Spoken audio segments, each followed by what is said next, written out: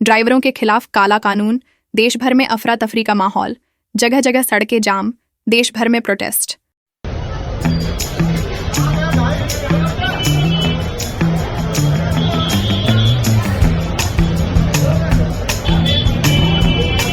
YouTube ने आज एक और वीडियो डिलीट कर दिया है। हमारे वीडियो के इफेक्ट से दुश्मनों के दीवारों में दरारें आने लगीं, महलों में भूकंप आने लगे। शायद इसीलिए कम्युनिटी गाइडलाइंस का बहाना बनाकर वीडियो डिलीट किए जा रहे हैं।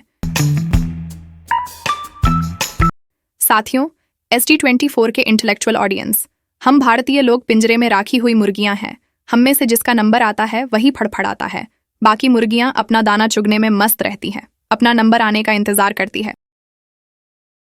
सबसे पहले शुरुआत मुसलमानों से हुई। मुसलमानों की मॉब लिंचिंग, मुसलमानों का आर्थिक बहिष्कार, CAA, NRC जैसे कानून, कठुआ, मुल्ला, भड़ुआ वगैरह। जब यह सब हो रहा था, बाकी सभी तमाशबीन बने रहे। हाँ, कुछ ने आवाज जरूर उठाई, लेकिन उनकी तादाद ना के बराबर थी।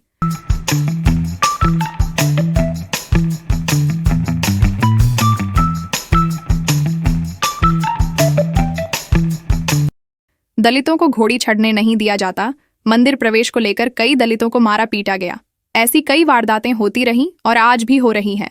इस मामले में भी बाकी लोग सिर्फ तमाशा देख रहे थे। इसके बाद ये सिलसिला रुका नहीं, जारी रहा। 750 किसान जो शहीद हुए थे,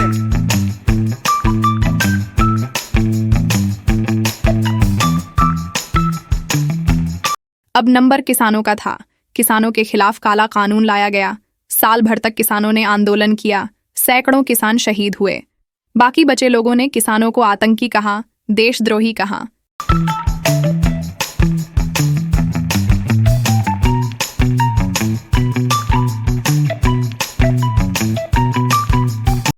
इस सिलसिले ने एक और पायदान पर कदम रखा।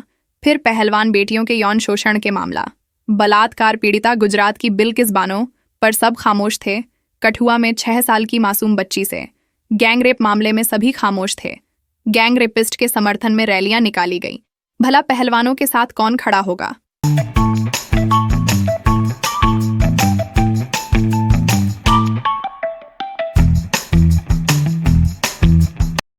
अब बारी ड्राइवरों की है। एक नया कानून लाया गया। ऐलान किया गया कि अगर कोई एक्सीडेंट करके भाग जाता है तो 10 साल की सजा और 7 लाख रुपए जुर्माना लगाया जाएगा।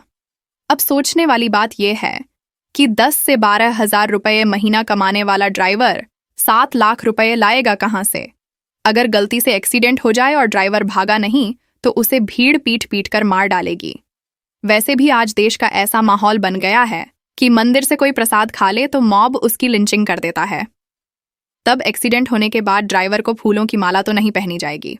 अब ड्राइवर ना 10 लाख दे सकता है और ना ही एक्सीडेंट होने के बाद मौकाए वारदात पर रुक सकता है।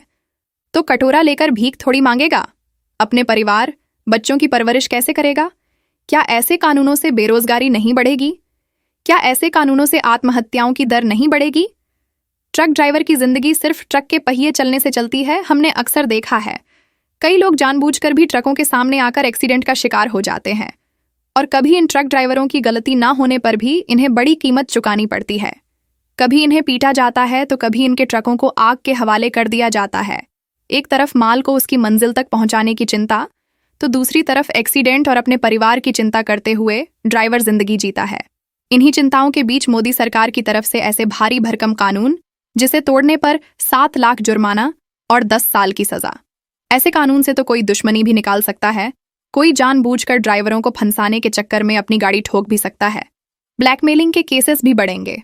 सरकार को ऐसे कानून वापस लेना चाहिए जिनसे ड्राइवरों की जिंदगी और उनके परिवार वालों को आर्थिक तंगी का सामना करना पड़े।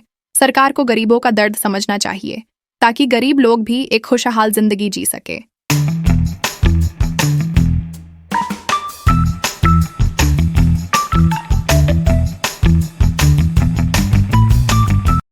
और जनता को भी समझना चाहिए, GST लाकर व्यापारियों को रुलाया गया, नोटबंदी लाकर गरीबों को सताया गया। साल के 12 महीने देश में अफरा तफरी का माहौल बना रहता है। बावजूद इसके सताई हुई जनता तब्दीली नहीं चाहती। तो भुगतो, तबाह हो जाओ, बर्बाद हो जाओ। तो मिलते हैं एक और जबरदस्त जानकारी के साथ। तब तक के लिए फी अमानिल्लाह। आप देख रहे हैं सोशल डेमोक्रेटिक न्यूज़ SD24।